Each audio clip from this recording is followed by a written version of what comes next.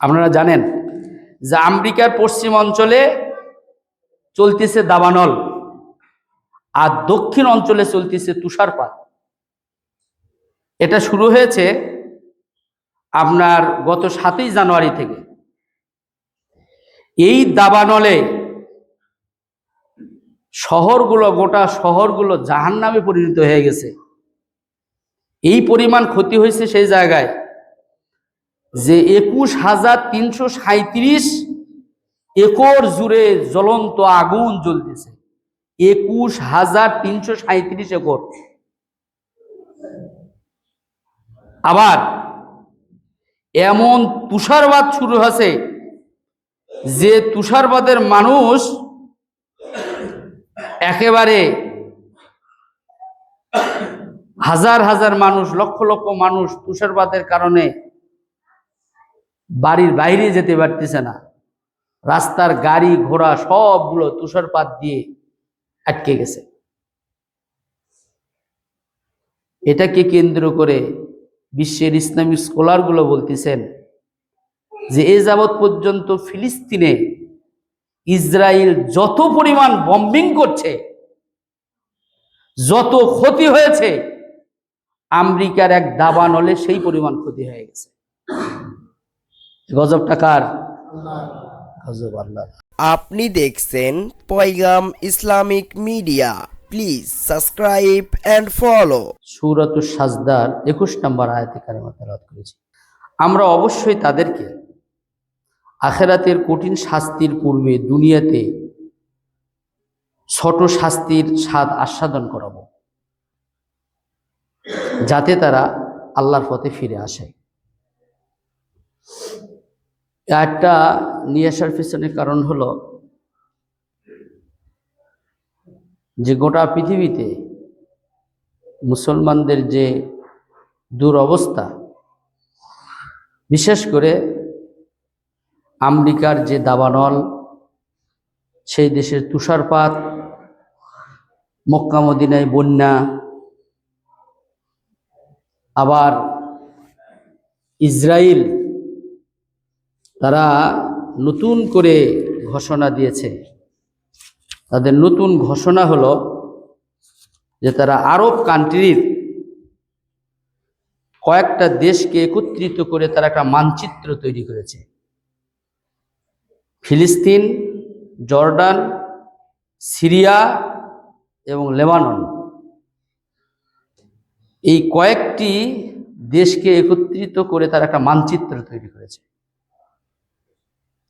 ইসরায়েলের এতদিন আক্রমণ ছিল শুধু ফিলিস্তিনকে কেন্দ্র করে, কিন্তু এখন আর তারা ফিলিস্তিন নয়, তারা আরব ভূখণ্ডের এগুলো সবগুলো তারা তাদের দখলে নিতে চাচ্ছে। তারা তাদের মানচিত্রে কয়েকটি দেশকে একে অলরেডি তারা প্রচার করছে যে এই দেশগুলো তাদের অধীনে থাকবে। তো এটা বলার পিছনে কারণ হলো যে নবী করিম সাল্লাল্লাহু আলাইহি সাল্লাম যখন খুতবা দিতেন, খুতবার মূল প্রতিপাদ্য বিষয় থাকতো সমসাময়িক বিষয়গুলো নিয়ে তিনি কথা বলতেন। যা এখন মুসলমানদের করণীয় কি, মুসলমানদের কি করা উচিত, এই বিষয়গুলো। কিন্তু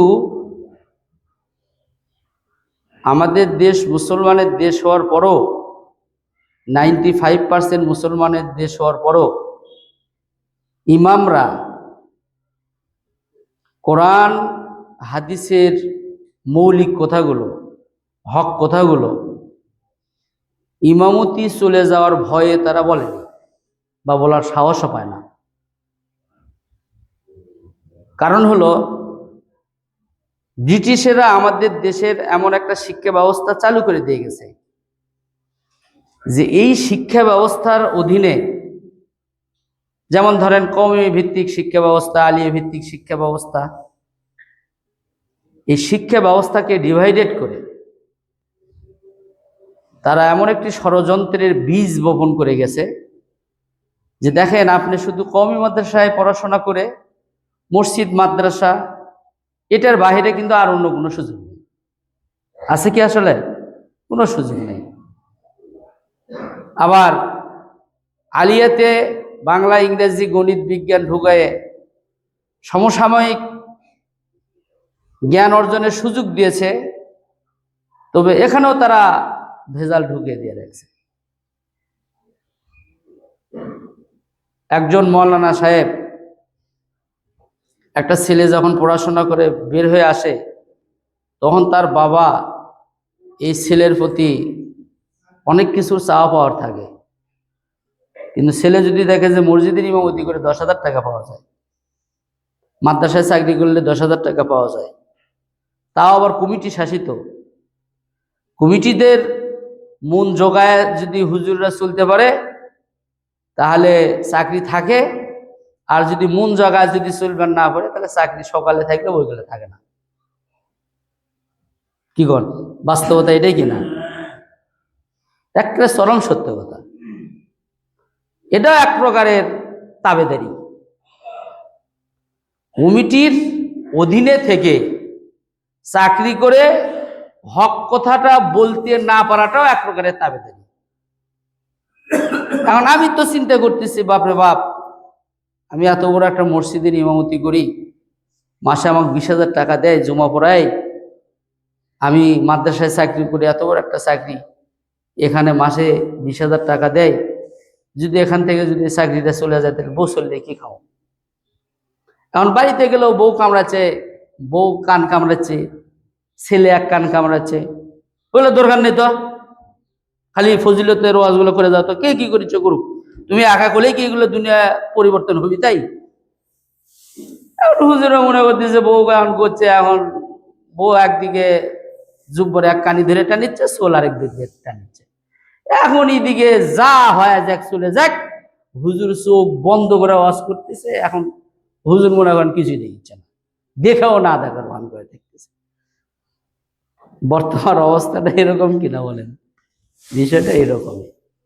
একজন মৌলানা সাহেব ডাক্তার পাবেন 100 জনে পাবেন না, 1000-এ পাওয়া খুব কঠিন। একজন ছেলে হাফেজ কিন্তু এমবিবিএস ডাক্তার, 1000-এ একজন পাওয়া খুব মুশকিল। একজন ছেলে দাওরা পাস, আবার প্রধান, আবার বিচারপতি, জজ কোর্টের সে জজ, পাবেন 1000-এ একজন পাওয়া মুশকিল। কি বলেন, ঠিক না? তার মানে শিক্ষা ব্যবস্থা এরকমই হয়ে দিছে যে হুজুররা খালি মসজিদের ইমামতি করে খাবে, আমাকে বাপ মরে গেলে বাপের জানাজা পড়াবে, হুজুর মিলাদ পড়াবে, 7 দিনের একটা মিলাদ, 40 দিনের একটা মিলাদ, সবে বরাত, সবে মেরাজ, লাইলাতুল কদর, রমজান মাসের তারাবি, হাদিয়া তওবা, যা আছে এগুলো দিয়ে হুজুররা চলবে। আর বাদ বাকি ডিসি, এসপি, ম্যাজিস্ট্রেট, জজ যা হওয়ার দরকার আছে সব এগুলো আমরা হবো। আর এখানে যত ওকাম কুকাম আছে সব ওকাম কুকাম করে যা হুজুরের কাছে কিছু হাজিয়া তওবা দিয়ে দোয়া করে মাপ নিয়ে চলে আসবো। আপনি পড়াশোনা করে দেখেন, রাসূলুল্লাহর খুতবা তা ছিল না।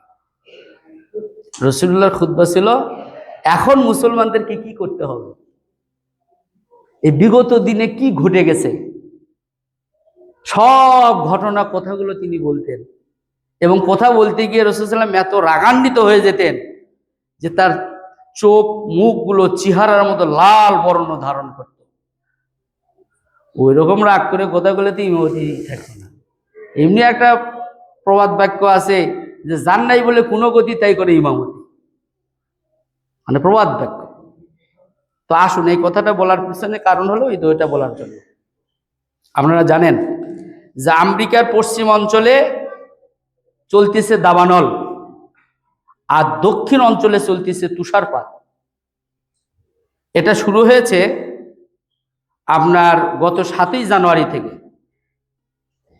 এই দাবানলে শহরগুলো, গোটা শহরগুলো জাহান্নামে পরিণত হয়ে গেছে। এই পরিমাণ ক্ষতি হয়েছে সেই জায়গায় যে 21,337 একর জুড়ে জ্বলন্ত আগুন জ্বলতেছে। 21,337 একর। আবার এমন তুষারপাত শুরু হয়েছে যে তুষারপাতের মানুষ একেবারে হাজার হাজার মানুষ, লক্ষ লক্ষ মানুষ তুষারপাতের কারণে বাড়ির বাইরে যেতে পারতেছে না। রাস্তার গাড়ি ঘোড়া সবগুলো তুষারপাত দিয়ে আটকে গেছে। এটাকে কেন্দ্র করে বিশ্বের ইসলামিক স্কলারগুলো বলতেছেন যে এ যাবৎ পর্যন্ত ফিলিস্তিনে ইসরায়েল যত পরিমাণ বম্বিং করছে, যত ক্ষতি হয়েছে, আমেরিকার এক দাবানলে সেই পরিমাণ ক্ষতি হয়ে গেছে। গজব টাকার গজব আল্লাহ। আল্লাহ ওই জন্য বলছেন যে আমি এদেরকে দুনিয়ায় এদেরকে কিছু ছোট ছোট শাস্তি এদেরকে দিই, এই জন্য দিই যে এরা যেন এইগুলো বুঝে যেন আমার দিকে যেন ফিরে আসে, এই জন্য দিই। অন্যায়কারীদের অন্যায় করার অর্থ এই নয় যে আল্লাহ আমাকে ধরতেছে না বলে ধরবে না, বিষয়টা এরকম নয়।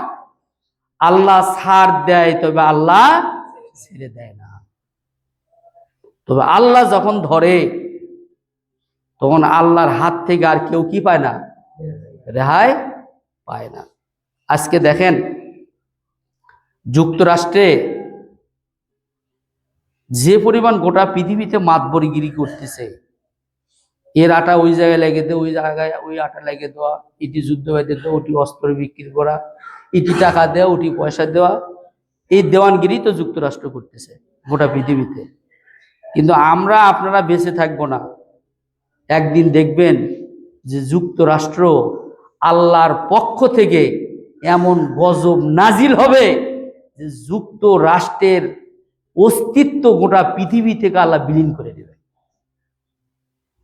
কিছুদিন আগে ইসরায়েলকে যুদ্ধবিরতি দিল ডোনাল্ড ট্রাম্প আসার পরে। যুদ্ধবিরতি দেওয়ার পর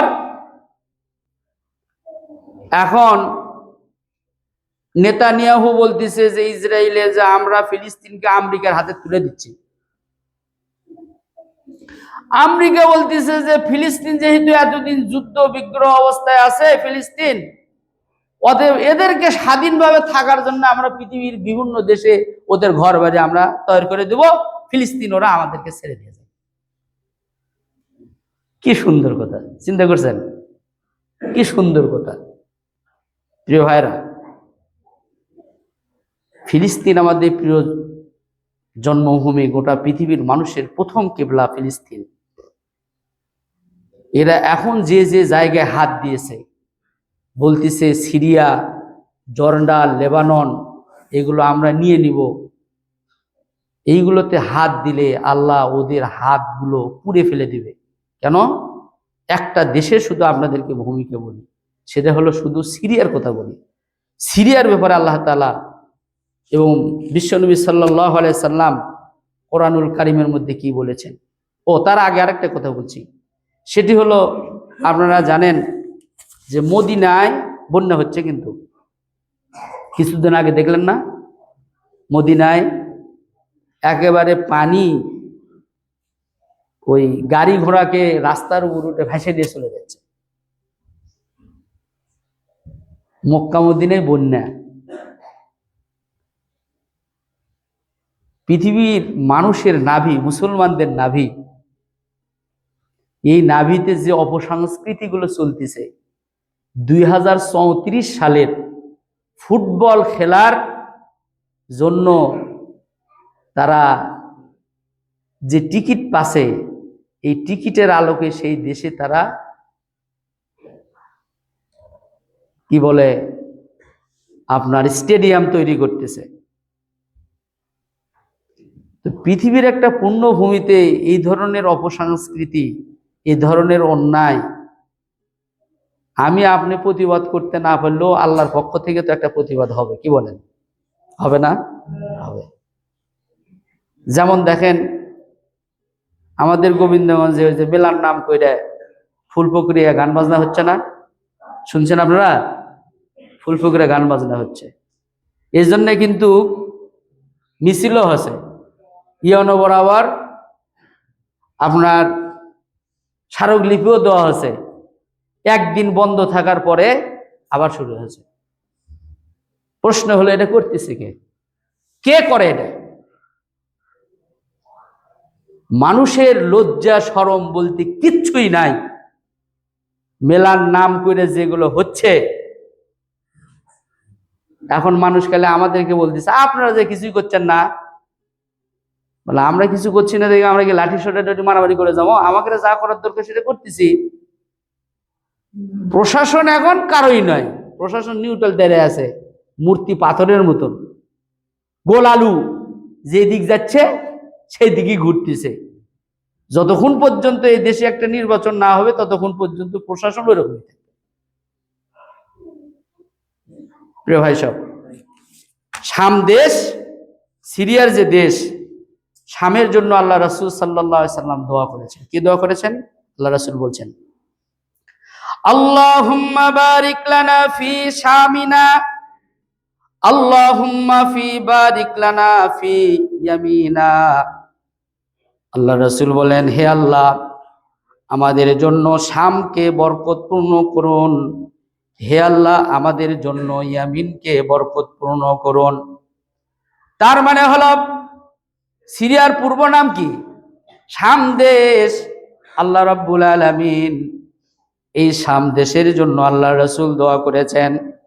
শুধু তাই নয়, আল্লাহ রাসূল সাল্লাল্লাহু আলাইহি সাল্লাম বলেছেন, এই শামের নিরাপত্তার জন্য আল্লাহ রাব্বুল আলামিন ফেরেশতাগণকে নিয়োজিত করে।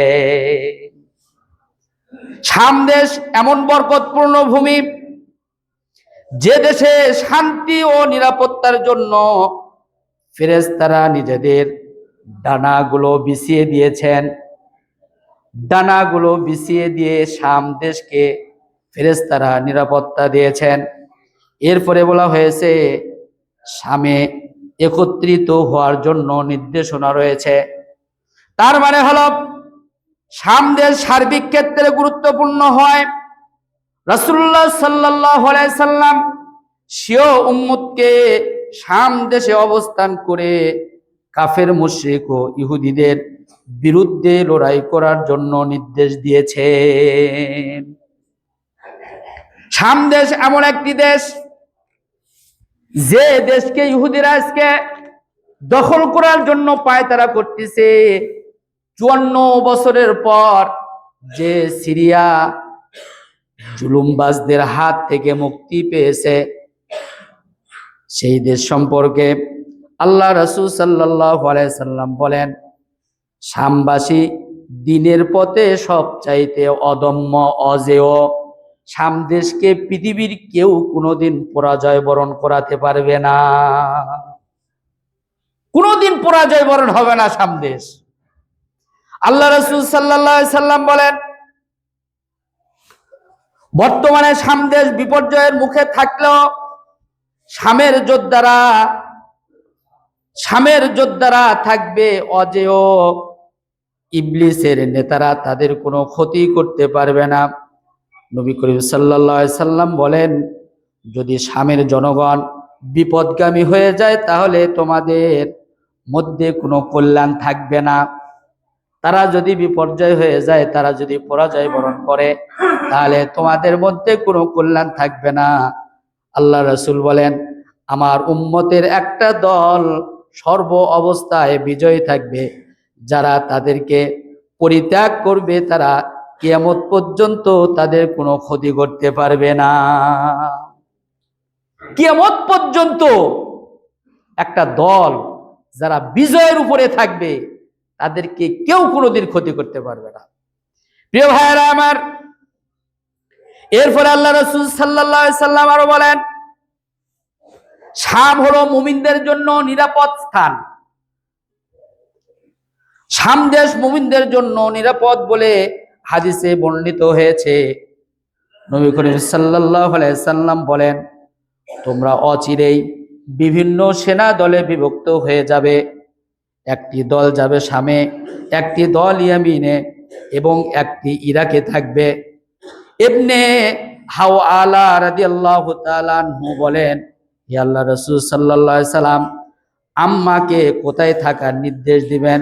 আল্লাহ রাসূল বললেন, তোমরা গিয়ে শামে থাকবে, শাম দেশে থাকো তোমরা।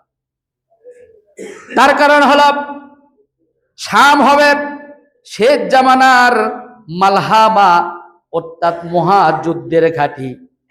পৃথিবীর এই জায়গা থেকে মহাযুদ্ধের সূচনা হবে। এই দেশ সম্পর্কে আরো বলা হয়েছে, শেষ জামানায় যে মালহামা, মালহামা মানে হলো মহাযুদ্ধ, এই মালহামা মহাযুদ্ধ সংঘটিত হবে।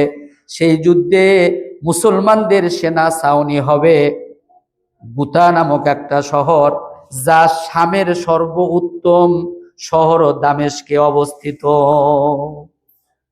প্রিয় ভাইয়েরা আমার, শাম দেশ হবে কিয়ামতের জায়গা। কিয়ামত হবে শাম দেশে।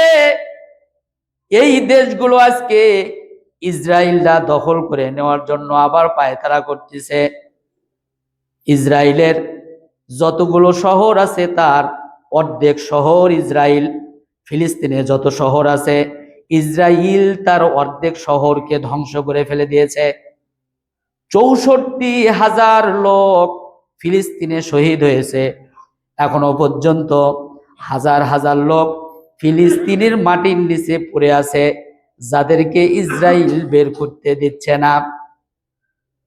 মুসলমানরা হলো একটা দেহের মতো, শরীরের কোনো একটা জায়গা যদি অঙ্গহানি হয় তাহলে গোটা শরীর যেমন ব্যথা প্রাপ্ত হবে, পৃথিবীর কোনো একটা দেশে যদি মুসলমানদের যদি কোনো ক্ষতিগ্রস্ত হয় তাহলে এই ব্যথায় ব্যতীত হবে গোটা পৃথিবীর মানুষ। এই যে দেখছেন আমাদের দেশে নতুন করে যে আমরা আয়না ঘরগুলো পাচ্ছি, দেখছেন না কি পরিমাণ নির্যাতন। কিন্তু যারা জালেমদের দোষর, এদের কিন্তু একটুকু কোনো অনুভূতি নাই।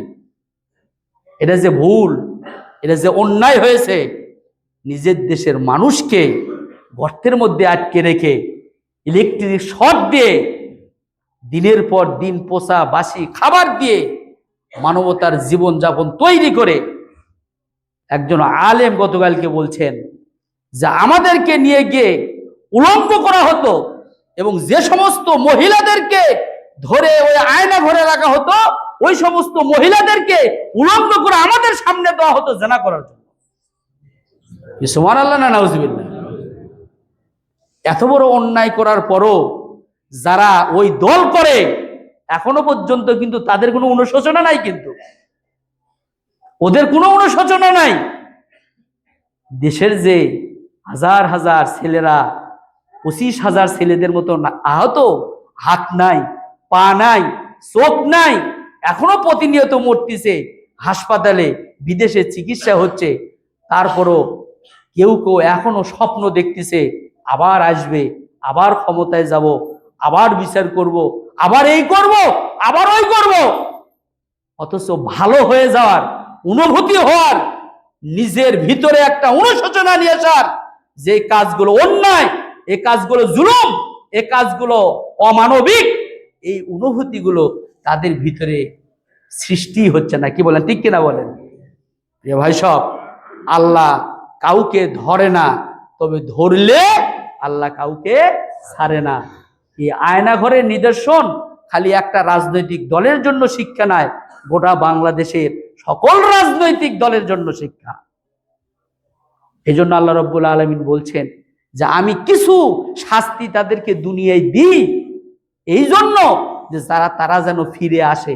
কিন্তু ফিরে আসার অনুভূতি যাদের থাকবে না, আল্লাহ একবারে চরম ভাবে তাদেরকে নাস্তা নাবুদ করে দেয়।